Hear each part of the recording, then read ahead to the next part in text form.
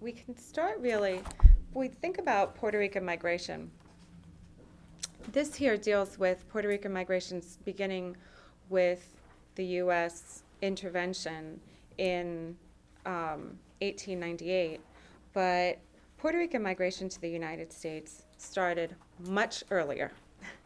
There's a lot of Puerto Rican migration already taking place in the 19th century, and so I'm going to go back and give you a little bit of that background before we talk about the turn of the century events.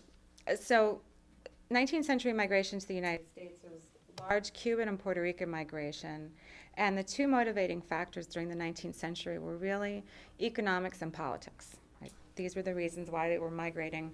Those who wanted freedom from Spain for Cuba or Puerto Rico were often exiled to the U.S. Often they were exiled to Spain, and then from Spain they would travel to the U.S. just because they were in closer proximity from the United States to Cuba or Puerto Rico. And from there they wanted to continue promoting their ideas, their revolutionary ideas, or their ideas for independence, or call for independence. Why would they Spain would bring them to Spain? Were they in jail or? No, they just they couldn't stay in the country, right? Some of them couldn't stay in the country because they were revolutionaries. They were trying to incite revolutions against Spain.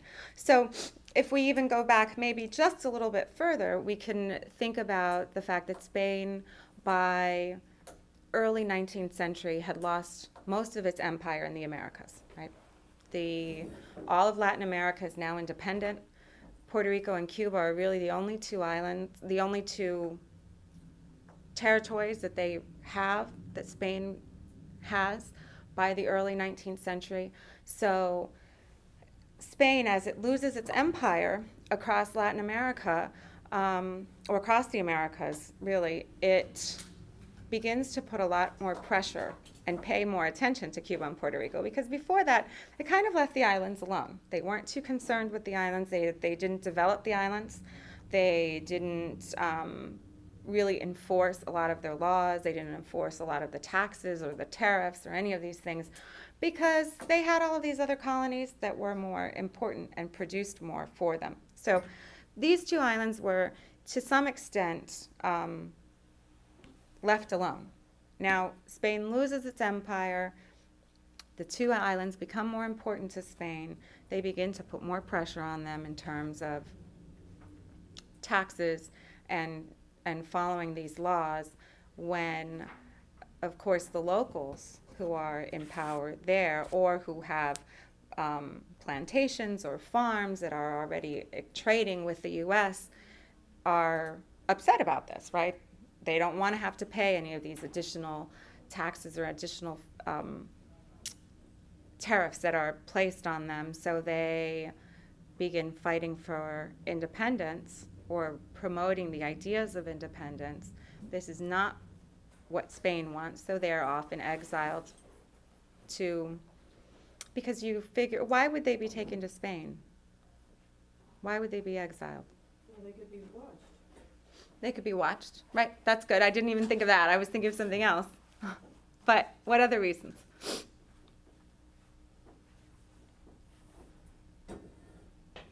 Exile, I understand. To Spain, to be watched, yes, but I can't really think so. Well, they're less dangerous in Spain, right? They're far away.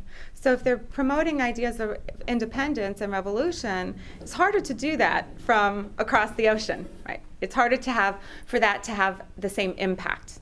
So they can promote those ideas locally, but they're not going to have the same kind of impact as if they're on the island. So as long as they're away, right, they're not on the island, then they're less dangerous in that way. So there were sort of two movements going on at the time. There were Cubans and Puerto Ricans who were looking for freedom from Spain or independence from Spain, and were looking to become part of the United States. They wanted to be annexed to the U.S. And many of, in a lot of ways, Cuba in particular, because it already had larger plantations developed in the 19th century. Puerto Rico, not so much. Puerto Rico was more of coffee was really a more important crop for Puerto Rico during the 19th century. but Cuba already had large sugar plantations, so they had this idea of becoming annexed to the United States as another slave state, slaveholding state, because slavery was still in effect in Cuba and Puerto Rico. They could become a slave state in the U.S., become a part of the U.S., and this was going to be their freedom from Spain. This was their way of gaining independence from Spain. Of course, there were others, and as the century progressed, there were others who always wanted to just be independent and didn't really believe in these ideas of annexation. But as the century progressed, the 19th century progressed, the combination of both the Civil War and the freedom of slavery in the United States, and then the westward expansion of the U.S., led many of those who favored annexation to then become concerned, really, about what that was going to look like for Puerto Rico, for Cuba, and then they changed and really wanted just complete independence. They were concerned about what it would mean for them to become a part of the United States. They saw the way that the U.S. was expanding west and expanding south, and changed their ideas and favored just complete independence from Spain without the annexation to the United States.